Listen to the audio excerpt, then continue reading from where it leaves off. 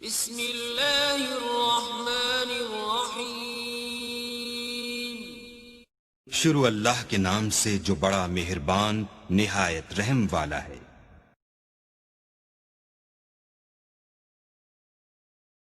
جس کو پیشاب کے قطرات نکلنے کا مرض لاحق ہے اور وہ نماز پڑھ رہا ہے، اس کو خیال ہی نہیں رہا، یعنی احساس نہیں ہوا کہ قطرات نکل آئے، اور نماز ختم کرنے کے بعد اس کو بعد میں پتہ چلتا ہے، تو کیا حکم شرع ہوگا؟ دیکھیں، اس میں بھی وہی مسئلہ ہے کہ اگر یہ زندگی کا پہلا واقعہ ہے یا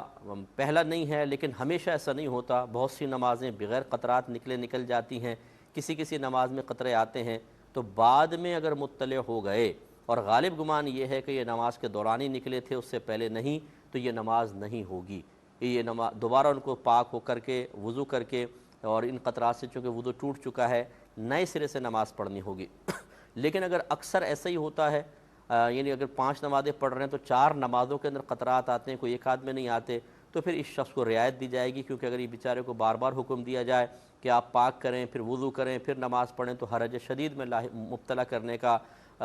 فعل ہم کر رہے ہیں، اور یہ شریعت پسند نہیں کرتی ہے۔ لہٰذا ایسے بھائی کو ہم یہ کہیں گے کہ وہ حتی الامکان کوشش کریں کہ اطمینان پہلے کر لیں، پیشاب کریں، پھر وضو کریں، تھوڑی دیر ٹھہر کر پھر نماز شروع کریں۔ اگر اس دوران قطرات آ بھی گئے تو ان کی نماز ہو جائے گی، اور ان کو نماز لوٹانے کا حکم بھی نہیں ہوگا، کیونکہ یہ شرعی عذر ان کے ساتھ لاحق ہو گیا ہے۔ تو بس یہ ذہن میں رکھیے گا کہ زندگی کا پہلا واقعہ ہے تو پھر ضرور اس کو ایسا کریں کہ پاک کر کے دوبارہ پڑھیں، اور اگر کبھی کبھار ہوتا رہتا ہے تب بھی حکم یہ ہوگا کہ جب مطلع ہوں تو پاک کر کے دوبارہ نماز پڑھیں۔ لیکن اکثر اگر قطرات نکل آتے ہیں، اور اکثر ایسی ہوتا ہے کہ زیادہ تعداد میں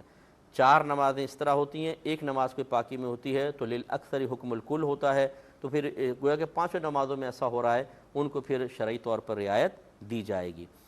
یہ کہتے ہیں کہ ان کے شوہر